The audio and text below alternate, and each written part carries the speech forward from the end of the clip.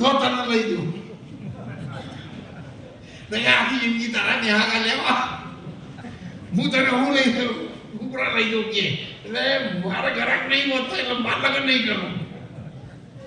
એટલે જેટલું પહોંચાય એટલું તમે આદરશો તો તમે જોશો તો તમે સુખી થશો. તમે સુખી છો એવું જોવું હોય તો તમારી પાસે 25-50 વીઘા જમીનો 2-3 મકાન કે બંગલા હોય તો રોડ ઉપર નીકળો ત્યારે સાપરાવાળાને જોજો એટલે તરત તમને થશે કે ભગવાન મને મના કરતો તો સુખી રાજો છે. પણ તમારે બંગલો હોય અને 1 કરોડનો બંગલો કોઈનો જોઈ ના હોય એટલે તમે દુઃખી થઈ જાઓ. રે મારે આવું નહીં. પણ તારા કરતા વજન વધારે થઈ તું શું કેમ જોવું છે? આ તો પેલો ધરતીકંપ આવ્યો ને એટલે મારો દાખલો આવો. મારા સાલપુર નોકરી હતી. મારા મોટા ભાઈને ઘેરથી મળવા આવેલા. હું બીજા માળે જતો 3 માળનું મકાન હતું.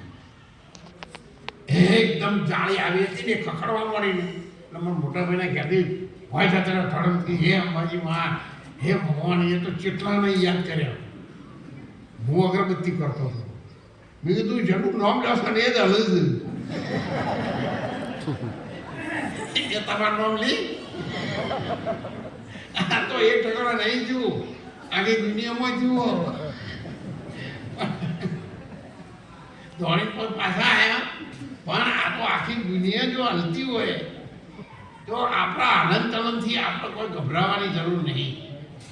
જીવનમાં આ COVID-19 આવ્યું ત્યારે કોઈનું હગું નહોતું. એના મા બાપને જો એવું થયું હોય તો એના છોકરાને એના જોડે રિક્ષા મૂકી પાટણ લઈ ગયું દવાખાને તો જવા તૈયાર નહોતા અને ડૉક્ટરને આપી દેતા હતા જો કદાચ બચી જાય તો સાહેબ બોલાવજો ને કે બાર સિદ્ધપુર તમે નિકાલો ઘરે જઈને આ જ માણસો કહેતા હતા કારણ આપણે બધા જ હતા. અને એ COVID-19માં આપણા આશ્રમની સેવા કોઈ પણ પ્રકારની બીક રાખ્યા સિવાય તમામ જગ્યાએ આપણે ગરીબોનો રોટલો પહોંચતો કર્યો હતો. આપણાથી થાય. અને એની નોંધ WHO સંસ્થાએ અને વર્લ્ડ બુક ઓફ રેકોર્ડમાં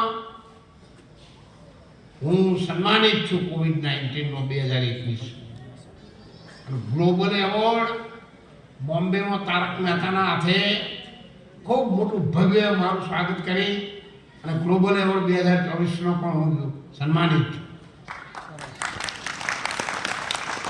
જૂના માણસો તો આ બધા આગળ બેઠા ને તો મને બહુ સારી રીતે ઓળખે. મારા બાપા શું હતા એ ઓળખે છે એટલે તમને બધી માહિતી જડી જાય. અને પણ યંગ વર્ગ જે જુવાન વર્ગ છે એ બધો કદાચ પરિચિત ન હોય એટલે હું સારી સેવા પણ મારા જીવનમાં હું કરી શકું છું. મારે બાબો પણ મીડિયમ ઇંગ્લિશ BSc એન્જિનિયર સુધી ભણેલો છે. વિશ્વવાર્તીબેન ગ્રેજ્યુએટ સુધી ભણેલી છે. એ સાધુ છે, એ સાધ્વી છે, બ્રહ્મચારી છે. જુનાગઢ આશ્રમમાં વહીવટ કરતા હતા.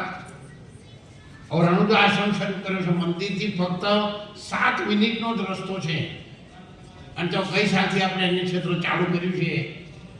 પણ ત્યાં હિન્દી ભાષા છે, કાયદા પણ જુદા જુદા છે. અન્ય લોકોની સાથે શેર થવા આપણા ગુજરાતી માણસો જલ્દી તૈયાર નહોતા થતા. બસ વિશ્વવાર્તીબેનને બીજું ઝડપી બાપા હું તમારી દીકરી છું મહારાજ, મને મોકલી દો, હું એનું સંચાલન કરીશ.